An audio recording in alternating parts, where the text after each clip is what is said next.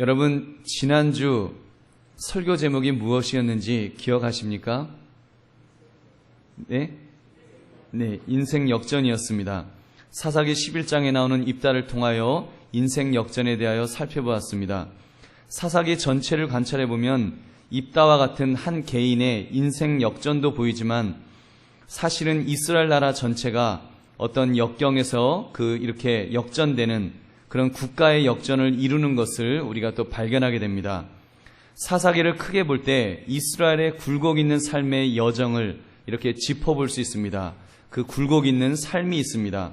보면은 신앙적으로 이렇게 타락할 때가 있었고, 그러다가 매맞고 정신 차리고 다시 인생 역전에 회복이 있을 때가 있습니다. 그리고는 또 타락하고 또 매맞고 또 정신 차리고, 이런 굴곡, 그런 인생의 굴곡이 있듯이 그런 나라의 굴곡이 있었습니다. 입다의 사건도 예외는 아니었습니다. 사사기 10장 6절을 보면 입다가 이스라엘의 사사가 되는 사건을 설명하면서 이렇게 말씀합니다. 사사기 10장 6절 7절 말씀입니다. 이스라엘 자손이 다시 여호와의 목전에 악을 행하여 바알들과 아스타롯과 아람의 신들과 시돈의 신들과 모압의 신들과 암몬 자손의 신들과 블레셋 사람들이 신들을 섬기고 여호와를 버리고 그를 섬기지 아니하므로 여호와께서 이스라엘에게 진노하사 블레셋 사람들의 손과 암몬 자손의 손에 그들을 파심해. 아멘. 지금 보면 이스라엘이 범죄함으로 말미암아, 이스라엘이 범죄함으로, 그러면서요 여러 가지 그 잡신들이 나옵니다. 하여튼 이 신 저 신, 하여튼 있는 신은 다 모아다가 이제 그 신을 섬기는, 그 우상을 섬기는 그런 죄를 저질렀습니다. 그리고 하나님께서는 그렇게 범죄하는 이스라엘 백성들을 블레셋 사람들의 손과 암몬 자손의 손에 파셨다, 넘기셨다, 이렇게 말씀합니다. 그리고는 징계로부터, 이제 그 징계로부터 벗어나는 인생 역전의 사건이 바로 사사 입다의 사건이었습니다. 내려갔다가 입다를 통해서 다시 올라가는 사건이었습니다.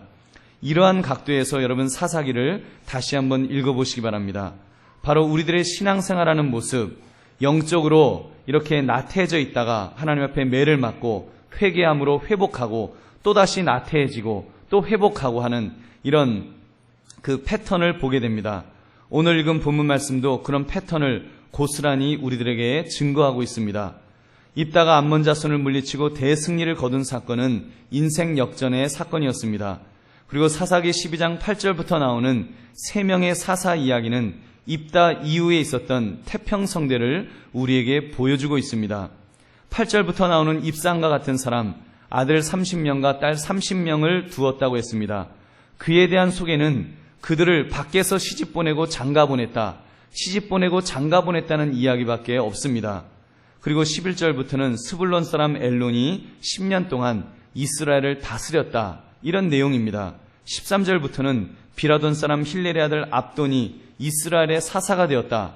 그에게는 아들이 40명이 있었고 손자가 30명이 있었고 어린 낙이 70마리를 이끌고 아주 호강했다, 이런 이야기를 담고 있습니다. 그렇게 사사로 8년을 일했다는 것이 그 설명의 전부입니다. 이들 세 사람의 사사들을 소개한 후에 성경은 이어서 13장 1절에서 이렇게 기록하고 있습니다. 우리 한번 13장 1절 말씀 우리 한번 같이 읽겠습니다. 시작. 이스라엘 자손이 다시 여호와의 목전에 악을 행하였으므로 여호와께서 그들을 40년 동안 블레셋 사람의 손에 넘겨주시니라. 아멘. 보면 그들이 다시 여호와의 목전에 악을 행하였으므로 여호와께서 그들을 넘겨주셨다. 다시 지금 그들이 이렇게 무너지는, 나라가 무너지는 것을 보게 됩니다. 그때 등장하는 사사가 여러분이 너무나 잘 아시는 삼손이라는 인물입니다. 마지막 사사 삼손이 나옵니다.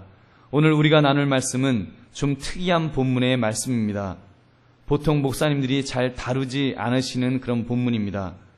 그런데 이 말씀을 보면 이들 3명 사사들이 살았던 태평성대의 그 세월을 우리가 볼 수 있습니다. 오늘 말씀 속에서 이 태평성대를 살았던 이들의 이 시간에 우리가 한번 주목해 보자는 것입니다.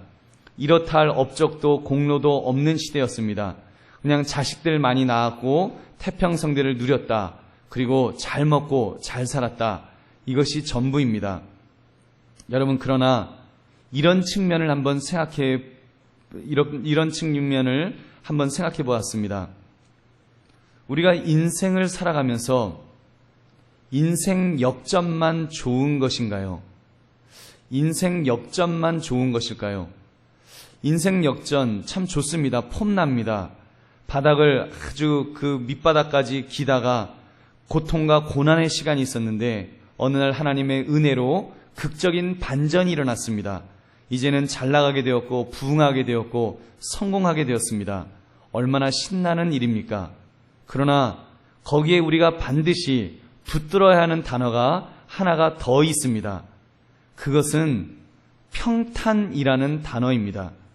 평탄이라는 단어가 하나 더 있어야 됩니다. 오늘 본문의 분위기로 말하면 태평성대의 시대를 말입니다. 굳이 영웅을 필요로 하지 않는 시대, 전쟁이 없는 시대가 좋지 않겠습니까? 여러분, 우리 시대로 한번 이야기를 해보겠습니다. 여러분은 여러분이 사는 이 시대에 영웅을 원하십니까? 영웅이 있기를 원하십니까? 저는 개인적으로 노땡큐입니다. 저는 영웅을 원하지 않습니다. 왜냐하면 영웅이 있다는 말은 위기가 있다는 말입니다. 그래서 위기가 있었는데 아무개가 그 위기를 해결해 주었다. 그래서 영웅이 되는 것입니다. 예를 들면 아이젠하워와 같은 그런 사람, 세계 제2차 대전이 있었기 때문에 아이젠하워 같은 영웅이 탄생했습니다. 메가더 장군 같은 영웅, 여러분 6.25 동란이 없었다면 탄생하지 못했을 것입니다. 그렇다면 영웅을 위해서 전쟁이 있었으면 좋을까요? 여러분, 너무나 제가 말도 안 되는 질문을 하는 것 아닙니까? 당연히 우리는 태평성대를 원할 것입니다. 왜냐하면 전쟁이 나면 너무 비참한 일들이 많이 일어나기 때문에 겁부터 납니다. 여러분, 우리의 인생은 더 그렇다고 생각합니다. 인생 역전 참 멋이 있습니다. 우리가 밑바닥에 있을 때야 당연히 고통과 고난 속에 있을 때라면 당연히 인생 역전이 있어야 됩니다. 지금 내가 고난 속에 있으면 인생 역전이 있어야지요. 자포자기하지 않고 스스로 자학하지 않고 전능하신 하나님을 붙들면서 당연히 회복해야 됩니다. 그 인생 역전이 필요합니다. 비행기로 말하면 활주로에서는 비행기가 이륙을 해야 됩니다. 떠야 되는 것입니다. 뜨는 것이 당연히 필요합니다. 그런데 일단 인생 역전을 이루었다고 한다면 그 다음부터는 태평성대를 누리는 것이 중요합니다. 어쩌면 이것이 더 중요할지도 모릅니다. 비행기로 말하면 이륙을 했으면 일정 고도까지 올라가야 하고 그 고도에까지 다다랐으면 그때는 고도를 유지하고 날아갈 필요가 있습니다. 여러분, 비행기는요, 올라갔으면 날아가야 하는 것입니다. 그래서 필요하다면 자동 항법 장치를 켜고서 기장이 여유 있게 차 한 잔 마실 수 있으면 얼마나 좋겠습니까? 여러분, 비행기를 타보면 이 시간 자동 항법 장치를 켜고 날아가는 그 시간, 그래서 이렇게 보면은 얼마나 좋은지 모릅니다. 좌석 벨트를 풀고 화장실도 갈 수 있고 스튜디오스가 주는 맛있는 음식도 먹으면서 이렇게 즐기는 그 시간 얼마나 즐겁습니까? 여러분, 비행기도 당연히 이륙하느라고 용을 쓰는 힘든 시간도 필요하지만 그런 다음에는 날아가는 그 시간이 당연히 필요하다는 것입니다. 사랑하는 성도님들, 오늘 소개받았던 사사, 입산, 엘론, 압돈, 이들의 시대를 다시 한번 주목해 보시기 바랍니다. 이들이 누렸던 태평성대를 바라봅시다. 인생 평탄의 시대 말입니다. 그런데 정확히 그들이 어떻게 살았는지는 우리가 잘 알 수가 없습니다. 그들이 영적으로 깨어 있었는지 아니면 나태해 있었는지 우리가 정확하게 말할 수는 없을 것입니다. 그러나 분명하게 알 수 있는 것이 있습니다. 그들이 태평성대를 누리고 있었던 그 시간에 그들이 만약에 좀 더 영적으로 깨어 있었더라면, 그들이 영적으로 좀 더 깨어 있었더라면 그 태평성대가 더 오래 가지 않았을까? 더 오래 갔을 것이라는 것은 틀림없습니다. 여러분, 이것은 굉장히 중요한 그런 어떤 관점입니다. 포인트입니다. 우리가 신앙생활을 하는데 인생 평탄을 누릴 대단히 중요한 비결인 것입니다. 여러분, 저는 목회를 하면서 믿음의 선배 목사님들을 많이 뵙습니다. 나름대로 하나님께서 위대하게 쓰신 인물들 치고 인생 역전의 반전을 겪지 않으신 분들이 별로 없습니다. 과거에는 폐병이 가장 무서운 병이었죠. 그래서 대부분 목사님들이 폐병으로 죽을 뻔한 경험들이 있으시더라고요. 요즘으로 말하면 암병으로 죽을 뻔하였다가 살아난 것입니다.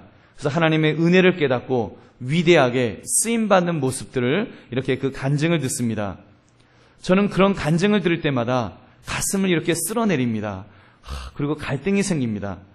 그럼 나도 위대하게 하나님 쓰임받고 싶기는 한데 그러면 저에게 암병을 주세요. 이렇게 기도할 수 있을까요? 여러분, 이렇게 기도해도 될까요? 저는 절대로 아니라고 생각합니다. 그렇게 기도하는 것은 어리석은 기도입니다. 사도 바울이 로마서 6장 1절에서 이렇게 말씀합니다. 그런즉 우리가 무슨 말을 하리요? 은혜를 더하게 하려고 죄에 거하겠느냐? 은혜를 더하게 하려고 죄에 거하겠느냐? 그러면 은혜 받자고 암병 걸리게 해달라고 하는 그런 바보 같은 기도는 하지 말아야 될 것입니다. 그래서 저는 지혜롭게 기도 제목을 바꾸었습니다. 주님, 인생 역전도 좋지만 인생 평탄을 주옵소서. 인생 평탄을 주옵소서. 인생 평탄을 위해 맞기 전에 잘하겠습니다. 잘하려고 노력하겠습니다. 그리고 정신 차리겠습니다. 주여, 정신 차릴 수 있는 영적인 통찰력을 달라고 이렇게 기도의 제목을 이렇게 바꾸었습니다. 사랑하는 성도님들, 저뿐만 아니라 여러분들도 꼭 이런 기도를 했으면 좋겠습니다. 인생 역전의 은혜도 받아야겠지만 일단 인생 역전이 되었으면 그때는 인생 평탄의 은혜가 반드시 따라와야 됩니다. 여러분, 물론 우리 인생에는 굴곡이 있습니다. 올라갈 때가 있으면 내려갈 때가 있습니다. 내려갈 때가 있으면 또 올라가는, 그것이 우리의 신앙생활의 어떤 그 패턴, 모습일 것입니다. 그러나 우리 기왕 신앙생활 하면은 내려갈 때가 있으면 올라간 다음에 바로 내려가면 그건 너무 아슬아슬하잖아요. 우리 무슨 인생의 롤러코스터도 아니고 좀 비행기처럼 올라갔으면 한참 동안 가야 되지 않겠습니까? 여러분, 한참 동안 가면서 그때 기내 식사도 먹고 즐기면서 좀 이렇게 여유 있는 시간도 보내야지. 그러다 또 은근히 좀 위로 올라가는 시간도 보내는 것이, 그것이 좋지 않겠습니까? 내려갈 때는 잠깐 내려갔다가 또 더 많이 올라가고 또 그래서 한참 동안 가고, 그렇게 가면 우리 인생이 얼마나 좋겠냐는 것입니다. 그래서 저는 그런 기도를 합니다. 하나님, 이 은혜를 지속적으로 받는 것, 나에 대해서뿐만 아니라 내 자손에 대해까지 이어서 받을 수 있다면 얼마나 복이 되겠습니까? 하나님, 그런 은혜 달라고 기도하는 것입니다. 여러분, 3일교회라고 청년 목회로 크게 쓰임받는 전병훈 목사님이라고 계시는데 그분이 이렇게 간증하는 것을 들었습니다. 자기는 특별하게 불치의 병이 걸린 적도 없고 죽을 고생을 하는 고난을 당해본 적이 없다는 것입니다. 그런데도 목회가 다른 어떤 목사님보다도 더 잘 되는 것 같다고 그렇게 간증을 하셨어요. 그러면서 그 이유를 곰곰이 생각해 보니까 자기 집안에 흘렀던 순교자의 피, 할아버지가 순교하셨습니다. 순교자의 피를, 그 피가, 그 은혜가, 복이 자기에게 임하였다고, 자기는 그거를 누리고 있다고 간증을 하는 것을 들었습니다. 저 역시도 그 간증에 동감을 합니다. 제 인생도 돌이켜보면 인생 역전의 은혜도 있었지만 인생 평탄의 은혜가 더 많다고 느낍니다. 왜 그럴까를 생각해보면 저의 아버지가 목사님이셨고 할아버지가 이북에서 영수님이셨습니다. 그래서 그런지 그 믿음의 가정 위에 흘러내리는 하나님의 은혜, 하나님의 복을, 제가 그 혜택을 누리는 것이 아닌가, 이런 생각을 해봅니다.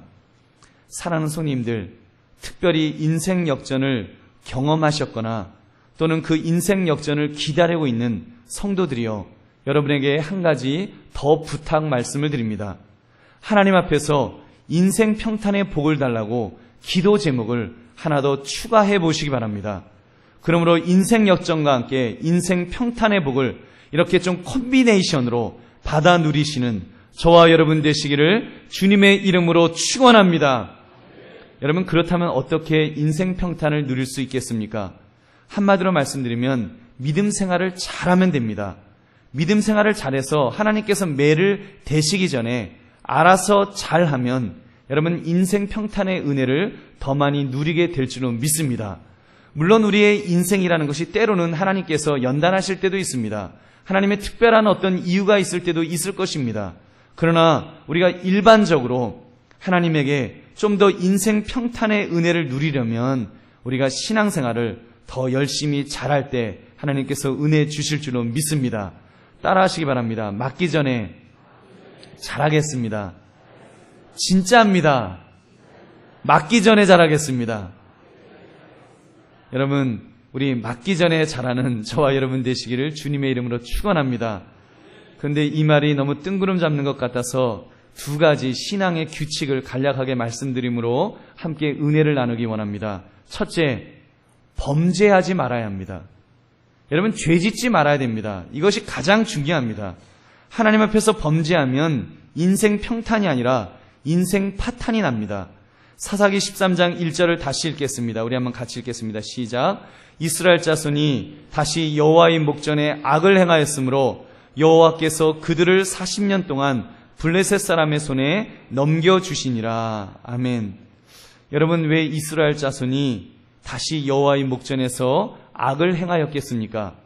오늘 본문의 이 새 사사 시대처럼 특별한 어려움이 없이 평탄하게 잘 먹고 잘 사는 시기, 아들, 딸, 시집 장가 보내면서 편안하게 사는 시기였기 때문에는 아니었을까요?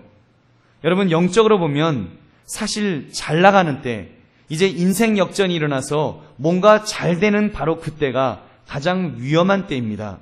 왜냐하면 바로 그 인생 평탄의 때가 새로운 범죄의 유혹을 제일 많이 받기 때문입니다. 여러분, 저는 제가 미국에서 오래 살아서 이렇게 미국에 있는 그 이민자들을 보게 됩니다. 이민자들이 사실 굉장히 고생 많이 합니다. 얼마나 힘든지 몰라요.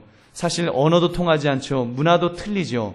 한국에서 배웠던 것들이 별로 도움이 안 됩니다. 그렇기 때문에 몸으로 때우면서 이렇게 열심히 일을 해야지 겨우겨우 먹고 살 수 있습니다. 그렇게 몸부서져라 일하면서 내 집 마련하고 또 사업장 준비하고 이렇게 자리를 잡게 됩니다. 그런데 그 자리 잡게 되는 그 시간, 인생 역전의 시간이지요. 그 시간 동안에는 이렇게 곁눈질을 하지 않습니다. 왜냐하면 앞만 바라봐야 되고 하나님만 바라봐야 되고 하나님만 붙들어야 되고 기도해야 되니까 그때는 죽어라 일하면서 기도하면서 하나님을 의지합니다. 그런데 그러다가 보면 좋은 집 사고 이제 좋은 사업장도 구하고 이러면서 뭔가 인생 평탄의 때가 오게 되면 그때부터 곁눈질을 합니다. 그때 다른 여자 보고 다른 남자 눈이 맞아서 인생 평탄이 아니라 가정이 파탄나는 그런 사람들이 얼마나 많은지 모릅니다. 여러분, 사실 우리도 그렇지 않습니까? 우리도 살면서 여러분 어려울 때 죄 짓습니까? 어려울 때 죄 짓기보다요, 여러분 일이 뭔가 잘 풀릴 때, 여러분 용서하시고 들으십시오. 우리 남자분들에게 주머니에 돈을 갖다가 엄청나게 많이 줘보십시오. 아마도 기도 열심히 할 분들, 우리 한강교회 성도님들만 있을 줄로 믿습니다. 다른 분들은 죄 지을 거예요. 여러분, 남자들 주머니에 돈 주면요, 엄한 생각합니다. 어떻게 이 돈 가지고 죄 지을까? 이런 생각하기가 쉽다는 거예요. 우리 한강교회 성도님들은 안 그럴 줄로 믿습니다만, 여러분, 보통 남자들이 그런다는 것입니다. 여러분, 사랑하는 성도님들, 인생을 평탄하게 살려면, 그것을 유지하려면 죄를 멀리해야 합니다. 죄는 무서워야 됩니다. 그까지 죄악쯤 내가 이길 수 있다라고 말하지 마십시오. 천만의 말씀입니다. 죄악이 그것이 아무리 작은 죄라고 할지라도 나는 감당할 수 없느라고 두렵고 떨리는 마음으로 경계해야 됩니다. 왜냐하면 그 죄가 잘하기 때문입니다. 주님께서 무엇이라고 했습니까? 데살로니가전서 5장 22절 말씀 우리 한번 같이 읽겠습니다. 시작. 악은 어떤 모양이라도 버리라. 악은 어떤 모양이라도 버리라고 말씀하였습니다. 죄악이라는 것이 처음부터 흉측한 얼굴을 하여 나를 삼키는 것이 아닙니다. 죄를 짓도록 만드는 사단 마귀를 가리켜 광명의 천사로 가장했다고 고린도후서 11장 4절 14절은 말씀합니다. 처음에는 아주 달콤하게 아주 사소한 것으로 아주 작은 것으로 시작합니다. 그 작은 죄 하나 짓고 나면 약간 더 큰 죄 줍니다. 또 그거 짓고 나면 조금 더 큰 죄 줍니다. 점점 커져서요, 눈덩이처럼 불어나는 것입니다. 우리말에도 있잖아요. 바늘 도둑이 소도둑 된다고 하는 아주 성경적인 그런 이야기가 있습니다. 여러분, 그렇습니다. 제가 자주 소개하는 다윗과 같은 사람, 얼마나 경건한 사람이었습니까? 이스라엘 나라를 다 평정하고 이제는 인생 평탄의 길을 가던 사람이었습니다. 평탄하니까 블레셋 사람과의 전쟁 중이었는데 그는 집에서 낮잠을 잤습니다. 그러다가 저녁 무렵에 일어나서 성의를 거닐다가 목욕을 하는 여인의 모습을 본 것입니다. 처음에는 네 집 처자인가 한번 알아보라 그랬습니다. 작은 호기심에서 시작되었습니다. 한번 데려와 봐라. 얼굴이나 한번 보자. 그냥 누구인지 확인만 하려고 했습니다. 그러다가 동침하게 되었습니다. 덜커덕 임신까지 시켰습니다. 그 임신을 감추려고 전쟁 중에 있는 남편을 빼내어서 어떻게 해보려고 했지만 뜻대로 되지 않았습니다. 결국은 유압 장군을 통하여 교사라는 끔찍한 죄를 계속하여 저질렀던 것입니다. 여러분, 얼마나 무섭습니까? 죄라는 것이 얼마나 무섭습니까? 작은 것에서 시작되지만 그것이 크게 여러분 우리를 삼키기까지 하는 것입니다. 물론 여러분, 그러나 우리가 죄악으로 인해서 절망할 것은 없습니다. 왜냐하면 예수 그리스도의 보혈이 우리의 죄를 용서하여 주셨기 때문입니다. 여러분, 예수님은 우리의 죄를 위해서, 정말 그보다 더 큰 죄를 위해서도 예수님은 십자가에서 우리의 죄값을 치루어 주신 줄로 믿습니다. 연쇄 살인범이라고 할지라도, 정말 끔찍한 범죄자라고 할지라도 그런 죄악을 위해서도 예수님은 죽어주셨습니다. 그러므로 누구든지 그 믿음만 있으면, 예수님만 붙들면 천국 갈 줄로 믿습니다. 구원받는 것입니다. 여러분, 믿으시면 아멘 하시기 바랍니다. 여러분, 우리 예수님 믿으면 우리 죄악의 문제는 해결 안 받아서 분명히 우리가 구원받습니다. 천국 갈 수 있습니다. 그러나 여러분, 그 죄악의 어떤 결과들은 남아 있습니다. 죄악의 흔적은 남아 있습니다.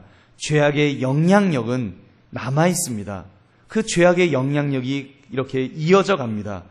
그 다윗의 집안을 보십시오. 큰아들 암놈, 이복 여동생 다말로 인해서 상사병을 앓다가 결국에는 여동생을 욕보이고 더구나 욕정을 채운 후에는 쫓아버리는 폐륜을 저질렀습니다.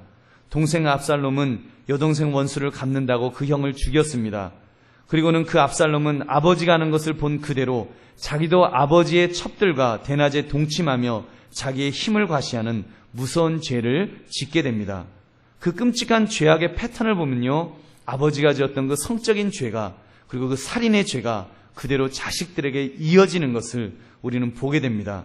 그 끔찍한 죄악이 다윗의 작은 호기심에서 시작되었다는 것을 우리는 주목해야 합니다. 여러분, 그러므로 예수님은 작은 죄가 시작될 때 그것을 단호히 끊어버리라고 명령하였습니다. 마가복음 9장 43절의 말씀 우리 한번 같이 읽겠습니다. 시작. 만일 내 손이 너를 범죄하게 하거든 찍어버리라. 장애인으로 영생에 들어가는 것이 두 손을 가지고 지옥 곧 꺼지지 않는 불에 들어가는 것보다 나으니라. 아멘. 사랑하는 손님들, 그러므로 우리가 이 시간 결심합시다.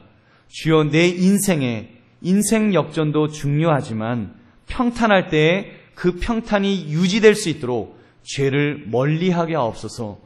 여러분, 죄를 멀리하게 하옵소서. 악은 모양이라도 버리게 하옵소서. 우리가 이 기도해야 합니다. 그래서 여러분, 우리가 주님 안에서 죄악을 멀리함으로 인생 평탄을 누리며 살아가시는 저와 여러분 되시기를 주님의 이름으로 축원합니다. 두 번째, 말씀과 기도로 무장해야 합니다. 한번 따라하겠습니다. 말씀과 기도로 무장하겠습니다. 여러분, 죄를 멀리하겠다고 내 마음대로 죄를 멀리할 수 있는 것은 아닙니다. 죄를 멀리하려면 죄가 무엇인지, 그리고 어떻게 죄악을 이길 수 있는지, 힘을 어떻게 얻는지를 알아야 합니다. 그런 비결을 위해서 반드시 필요한 것이 있는데 그것이 바로 말씀과 기도로 무장하는 것입니다. 말씀의 무장 어떻게 해야 됩니까? 일단은 들어야 합니다. 설교 말씀 들어야 합니다. 그렇습니다. 말씀은 듣는 데서부터 시작해야 됩니다. 왜냐하면 믿음은 들음에서 나온다고 했기 때문입니다. 그러므로 여러분 잘 들어야 합니다. 그렇게 볼 때 나는 얼마나 말씀을 듣는데 여러분 충실하고 있습니까? 오늘 이렇게 예배에 나오신 여러분들은 말씀을 듣는데 열심히 있는 분들인 줄로 믿습니다. 여러분 열심히 있기 때문에 나오신 줄로 믿습니다. 예배 중에 말씀을 잘 듣는 것 얼마나 중요합니까? 왜요? 설교 시간은 하나님께서 우리에게 일방적으로 말씀을 주시는 시간이기 때문입니다. 저도 제가 말씀을 전하고 있지만 여러분 저도 이 말씀을 같이 듣습니다. 제가 말씀을 준비한 것 같지만 성령께서 말씀의 준비 속에서도 성령의 그런 기름 부으심이 있게 해달라고 기도하면서 성령이 이끌어달라고 기도를 합니다. 그리고 말씀을 선포할 때는 저도 이 말씀을 듣는 것입니다. 여러분에게 당신들 잘하시오 이 이야기가 아닙니다. 저도 이 말씀을 들으면서 주님 제가 범죄하지 않겠습니다. 주님 제가 정말 말씀과 기도로 무장하겠습니다. 저도 말씀을 듣는 순종하는 마음으로 이 말씀을 듣는 것입니다. 여러분 그러므로 우리 이 말씀 잘 들어야 됩니다.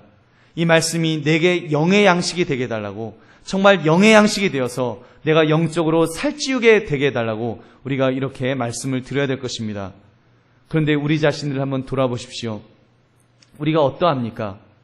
우리 육의 양식을 위해서는 얼마나 우리가 집중하는지요. 웰빙 음식, 뭐죠? 이렇게 무공해 음식, 유기농 음식, 우리 그런 건 먹겠다고 육류, 채소류, 곡류 골고루 먹겠다고 얼마나 우리 애를 씁니까? 한 끼라도 굶으면 무슨 죽는 줄 알고 우리 먹을 때 보면요 좀 치사합니다. 우리 얼마나 치사하게 먹겠다고 우리 그러잖아요. 다 먹자고 하는 거라서 우리 얼마나 먹는데 애를 씁니까? 그래서 우리말에 그런 말도 있잖아요. 개도 먹을 때는 안 건드린다고. 하여튼 먹는데 우리 목숨 겁니다. 근데 여러분 우리가 육신의 양식에는 이렇게 애를 쓰는데 과연 영의 양식을 먹는데 얼마나 애를 쓰고 있는지 우리 다시 한번 우리 짚어볼 수 있기를 원합니다. 여러분 영의 양식 정말 애를 써야 됩니다. 우리가요 들어도 좋고 안 들어도 그만이고 혹시 그런 마음은 아니신지요? 저도 은혜가 없을 때는 그런 적이 있습니다. 말씀 들어도 좋고 안 들으면 또 안 들으면 말지 이렇게. 여러분 은혜 받고 나니까 그게 아니더라고요. 말씀이 중요하고요. 말씀을 듣는 것이 중요하고요. 이 말씀이 정말 내게 영의 양식이 되어서 내 영을 살찌우게 만드는 것입니다. 그러므로 여러분 정말 우리 말씀의 무장하기 위해서 애쓰시는 저와 여러분 되시기를 주님의 이름으로 축원합니다. 근데 여러분 말씀의 무장 듣기만 하면 될까요? 듣기만 하면 될까요? 아닙니다. 여러분 들었으면 행동으로 옮겨야 됩니다. 실천하는 것까지가 듣는 것입니다. 이것이 진짜 잘 들은 것입니다. 마태복음 7장 24절 25절의 말씀, 우리 예수님 말씀 우리 한번 같이 읽겠습니다. 시작. 그러므로 누구든지 나의 이 말을 듣고 행하는 자는 그 집을 반석 위에 지은 지혜로운 사람 같으리니 비가 내리고 창수가 나고 바람이 불어 그 집에 부딪히되 무너지지 아니하나니 이는 주추를 반석 위에 놓은 까닭이요. 아멘. 여러분 보십시오. 예수님 분명히 말씀하셨습니다. 반석 위에 집을 짓는데 평탄한 인생 평탄의 길이 있는데 그 평탄의 길은 말씀을 듣고 행하는 자입니다.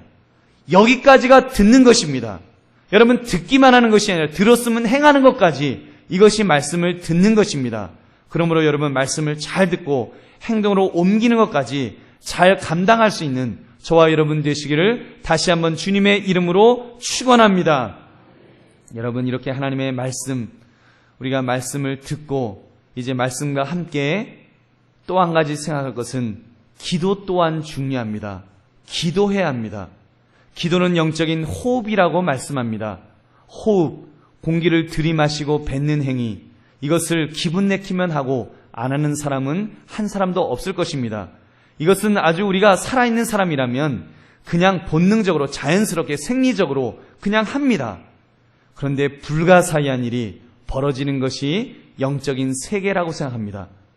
무슨 불가사의한 일입니까? 기도하지 않으면서 영적인 호흡을 하지 않으면서도 살 수 있다고 주장하며 사는 사람들이 있습니다. 여러분 기도하지 않으면서도 살 수 있다고 말합니다. 남의 이야기가 아닙니다. 바로 나의 이야기입니다. 바로 여러분들의 이야기입니다. 지난 일주일 동안 얼마나 기도를 하셨습니까? 혹시 여러분 중에 지난 주일날 예배 때 기도하시고 오늘 처음 하신 분 계십니까? 여러분 기적인 줄로 믿습니다. 기적입니다. 여러분 일주일에 한 번 호흡하고서 내가 지금까지 영적으로 살아있다는 거, 그래서 예배 속에 참석할 수 있다는 거 기네스북에 올라갈 일입니다. 제가 만약에 여러분에게 여러분 영적인 호흡을 기도하는 것처럼 여러분 육신적으로 호흡하시기를 주님의 이름으로 축원합니다. 아멘 하신 분들은 정말 기도가 삶에 배어있는 분들인 줄로 믿습니다. 여러분 아멘 잘못하면 큰일 나요. 일주일에 한 번 호흡하는데 일주일에 한 번 기도했는데 육신적으로 이렇게 호흡하라 그러면은 죽으라는 소리예요, 여러분. 큰일 납니다. 여러분 산소가 있어야지 내가 살 수 있습니다. 산소가 있어야 내가 먹은 음식이며 모든 것들을 에너지로 만들 수 있습니다. 산소가 없이는요 아무것도 에너지로 만들 수가 없는 것입니다.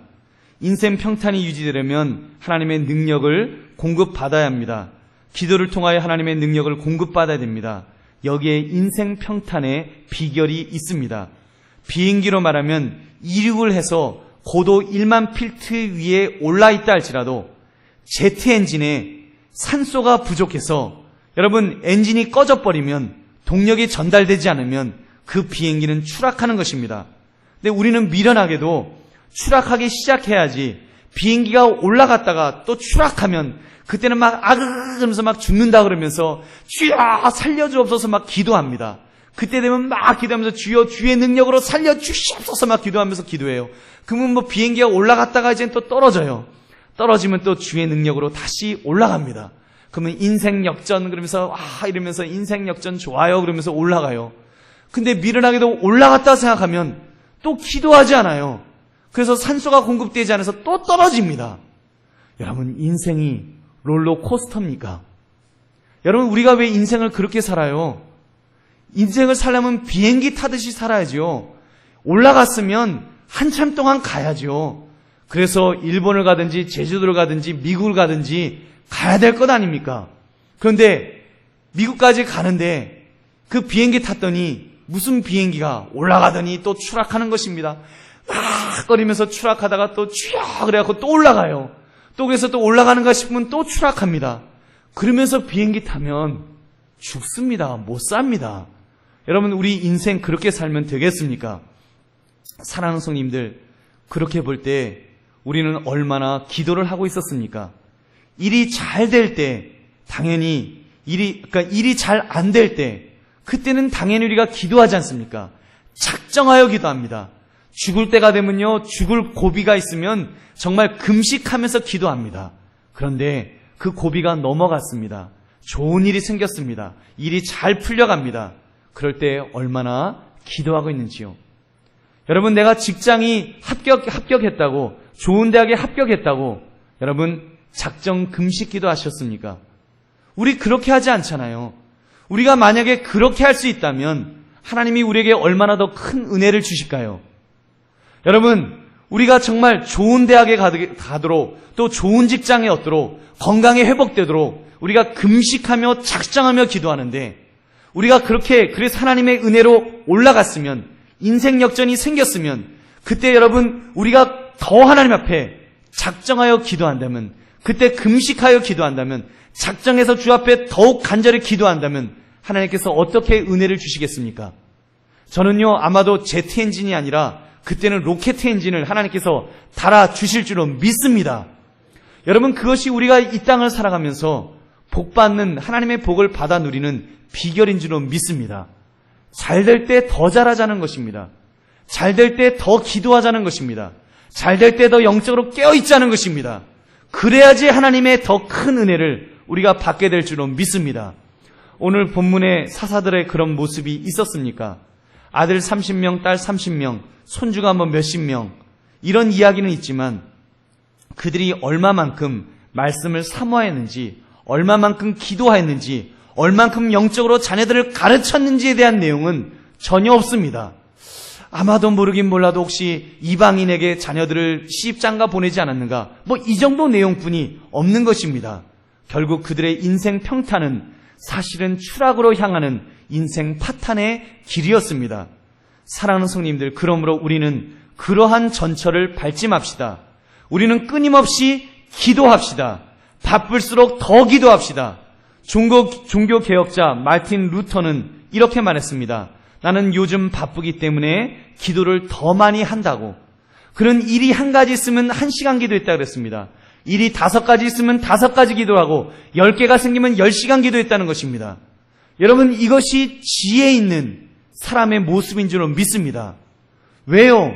여러분, 일을 하면 어떻게 합니까? 도끼로 해볼까요? 여러분, 도끼를 가지고 나무를 찍습니다. 여러분, 한 그루를 찍을 때하고 10그루를 찍을 때 도끼날이 무뎌질 것 아닙니까? 그러면 미련한 사람은요, 도끼날이 무뎌졌는데도 그거를 계속 찍습니다. 남 바쁘기 때문에 더 많이 찍습니다. 더 많이 찍으면 찍을수록 나무는요, 이렇게 넘어지지 않습니다. 나무가 잘리질 않아요. 도끼만 점점 무뎌지는 것입니다. 그런데도 나는 바쁘기 때문에, 나는 더 많이 나무를 찍어야 되기 때문에 더 많이 도끼질을 합니다. 그럴수록 도끼는 더 무뎌져서, 날은 더 무뎌져서 더 안 되는 것입니다. 안 되는 길로 가는 길을 가는 것입니다. 여러분, 그럴 때 어떻게 해야 됩니까? 더 많은 나무를 찍어야 된다면 더 많이 도끼날을 갈아야 됩니다. 한 그루 찍고 또 날을 갈아야 됩니다. 더 갈아서 날이 날카롭게 만들면 몇 번 찍지 않아도 나무가 쓰러질 줄로 믿습니다. 여러분, 그것이 인생을 살아가는 비결이라는 것입니다.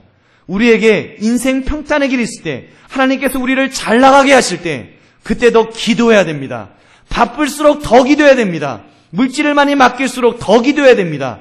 하나님 앞에 기도해서 하나님이 주시는, 공급하시는 능력을 가지고 살지 않으면 여러분, 우리가 제대로 살 수 없기 때문에, 그 다음부터는 내리막길이기 때문에 우리는 그런 전철을 밟지 않기 위해서 깨어 기도해야 될 줄로 믿습니다. 말씀을 맺습니다.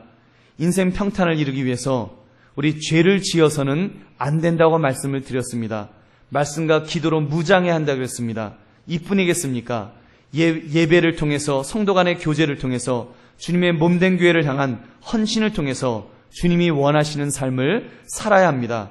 특별히 하나님이 가장 기뻐하시는, 정말 그 전도, 의인 99으로 인해서 기뻐하는 것보다도 한 사람의 죄인이 회개하고 돌아오면 하나님이 더 기뻐하신다는 전도를 위해서, 선교를 통해서 우리가 더 잘 신앙생활을 해야 할 것입니다. 그런 속에서 신앙적인 균형을 유지하는 것은 참으로 중요합니다. 사랑하는 성님들, 우리의 영혼 깊은 곳에서 이제는 이러한 열망을 가지기를 원합니다. 주님 뜻대로 살겠습니다. 주님 뜻대로 살겠습니다. 주님, 나에게 인생 역전을 주시고, 인생 역전을 주셨으면 인생 평탄의 길을 달라고, 그 길을 위해서 내가 참으로 애써서 주님 위해서 살겠습니다. 주님 기뻐하시는 대로 살겠습니다 하고 우리가 결심할 수 있기를 원합니다. 그러한 결심 속에서 저와 여러분은 이제는 인생 역전뿐만 아니라 인생 평탄을 이루기 위하여, 특별히 그 인생 평탄의 시간이 유지될 수 있도록, 언젠가는 또 조금은 떨어질 때가 있겠죠. 그러나 적어도 그 시간이 더 오래 유지될 수 있도록, 그런 시간이 유지되고 기왕이면 조금씩 올라가는 인생을 살게 해달라고 우리가 주님 앞에 깨어서 그렇게 신앙생활을 감당할 수 있기를 바랍니다. 여러분, 그런 인생 평탄의 복이 나를 통해서 내 자손에게까지 이어질 수 있기를 소망하면서 그렇게 믿음 생활을 잘 하려고 힘쓰고 애쓰시는 그런 저와 여러분 되시기를 다시 한번 주님의 이름으로 축원합니다. 우리 함께 기도하겠습니다. 오늘 말씀